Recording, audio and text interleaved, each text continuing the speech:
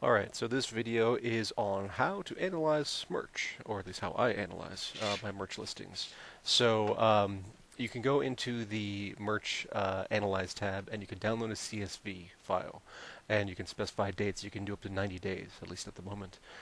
So this is the last, this is April 1st through June 30th of this year. And what happens when you download it is you get these columns. You get date of sale, parent ASIN, child ASIN, name, number of units, cancellations, revenue, royalty. And I figured out a way to pretty easily create reports out of this and figure out what's going on. So you got to add a couple things first. So first is I had 4 new columns: royalty number, price, year, and month. And you can call these whatever you want, but this is the actual royalty that was received by me. This was the total price. This is the year of the sale and the month of the sale. And these are just extracting these text fields and making them into numbers. So the formula here is for the actual royalty received comes out of this field. So it's just value, parentheses right, parentheses this guy, for the length of that minus the find of the space in that field. So it just takes the right characters between the end and the whatever the space is, which is the number, and then converts it to a value instead of a text. And same sort of thing for the price. So I'm just extracting the data out of these two fields and making them into numbers so I could then use them. And then year is just year of that, and then month is just month of that. Say, okay, so these are all my sales. Obviously, this is a small account, so not that much going on. And then we'll take columns A through L and do a pivot table. And I already have one, but I'll make another one just so you can see it.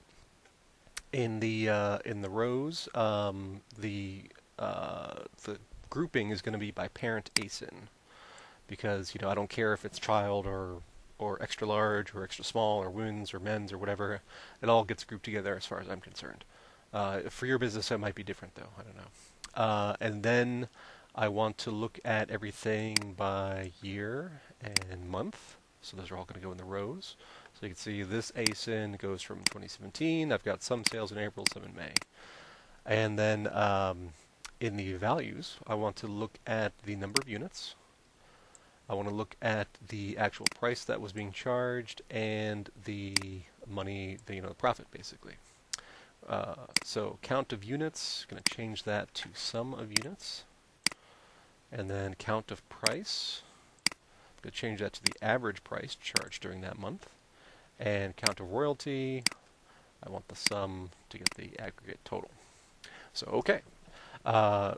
So I can take a quick glance here, and it's grouped by ASIN, and most of these shirts are actually pretty new. So we can see that I've got 2 that are selling, okay. And why was this one 1732? I don't know, but I made a bunch more money out of it.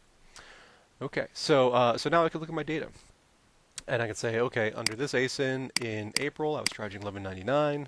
I made 176 and I sold 2 shirts. May sold more, increased the price, and made more money. So I'm going to keep bumping that up. Here, same story.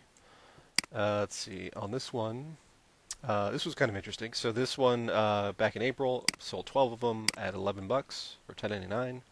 Not quite sure how that happened. Made $9. Okay, so in May I had bumped it up to 12. It's probably $12.99. Probably might be cancellation in there. That might be what it's skewing there. Sold half as many and made less money. Not half as much, but less. And then in June, I bumped it up again and sold even less, but made more. Made more than originally. So might try to be pushing that one some more. This is a new shirt, sold 1, so we'll bump it up, see how it goes. Let's see. In this one, May, sold 3 of them at $11.99. Made a dollar. Then sold 8 of them at $17.32 and $9.92. So I'm going to want to look at this to see what happened, because I don't remember setting it for $17. These are all one-offs, two-offs, that kind of thing. But anything that sells, I'm going to bump up. So especially a new shirt, sold 3. I want to increase that. This one went from $11.99 to $12.99 because I always start off at the cheapest stuff. It's just what I do, and so on. And so now I can, I know what to target, and that's pretty much it. So hope that helps. If you need these formulas, I'll put them in the description of the video.